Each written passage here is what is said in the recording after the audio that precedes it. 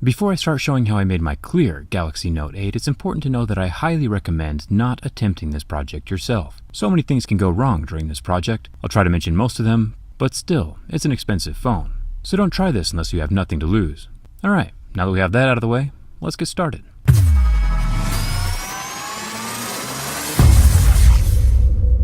The Galaxy Note 8 is a beast of a device, and just like how most high-end gaming PCs are see-through, I think Samsung should offer a clear version to show off their top-of-the-line components.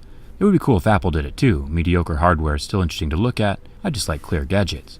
The Note 8 has Gorilla Glass 5 on the back that is glued to the frame of the phone. I'm pretty sure they used some new kind of adhesive this year because I had an extraordinarily hard time removing this back panel. The phone is turned off at this point, and I'm warming up the phone until it's too hot to touch comfortably with my hands. Then I'll slip a thin metal pry tool along the side edge of the glass panel, since that's the only entry point I could find. Then gently cut away the adhesive under the glass with that metal edge. Remember, we are working with glass, so any pressure in the wrong spot and the whole panel shatters. It's a delicate process. I'll try and link the replacement back glass panels in the description as soon as they are available, in case yours gets broken or is already broken and you just need to swap it out. As the phone cools, the adhesive hardens back up again. I'll be reheating the phone with my heat gun about every 30 seconds or so. Tucking a sturdy piece of paper or business card under the glass also helps it keep from re-adhering to the phone again. I told you this is a very painstaking process. Samsung doesn't mess around with their waterproofing. Finally, my back panel lifts up and away from the phone, exposing some of the plastic shrouds protecting the internal components.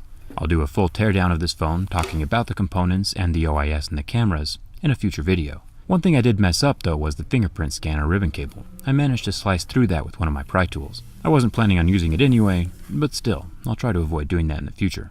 The bottom of the phone, over the charging port, has 6 regular Phillips head screws holding down the plastic. I'll just set those off to the side to keep them organized, and I'll have a toolkit linked in the video description that fits these screws. The top plastics and wireless charging have 10 more screws, the same Phillips head screws we saw at the bottom.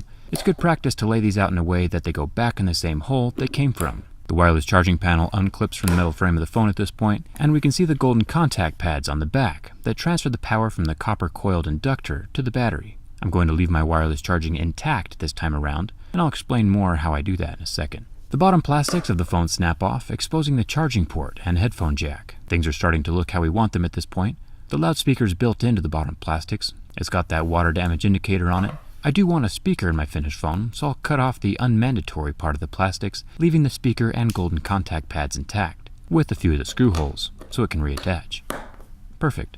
The battery has some separation foam on the back that I'm going to remove, and now we look at the wireless charging itself. The wireless charging has one little niblet up at the top that is a battery temperature sensor. This is excruciatingly important. Without this niblet, your phone will not charge, so this needs to be left intact.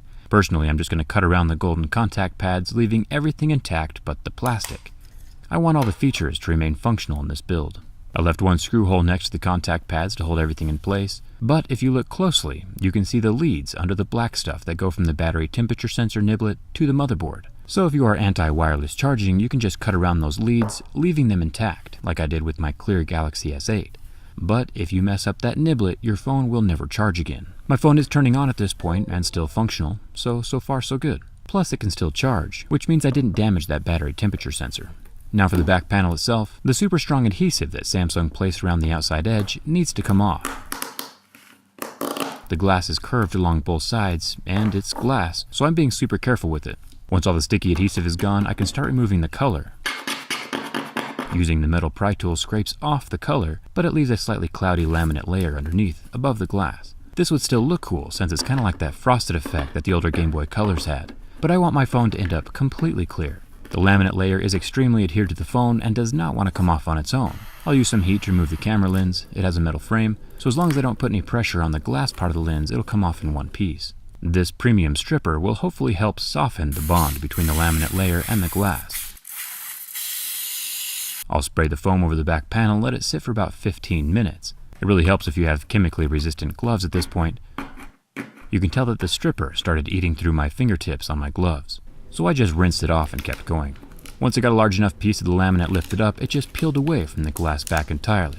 But now if the glass breaks in the future, it'll fall away in large chunks instead of being held together by that laminate. You win some and you lose some.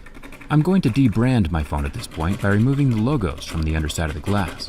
They just scrape off. I'll get my clear double-sided tape around every edge of the phone. This is probably a good time to mention that anytime you open up a water-resistant phone, it will 100% not be water-resistant anymore when you put it back together.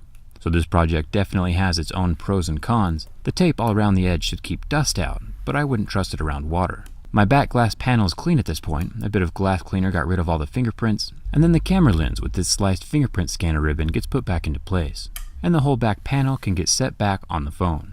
Now, I might be a bit biased, but I think this looks awesome.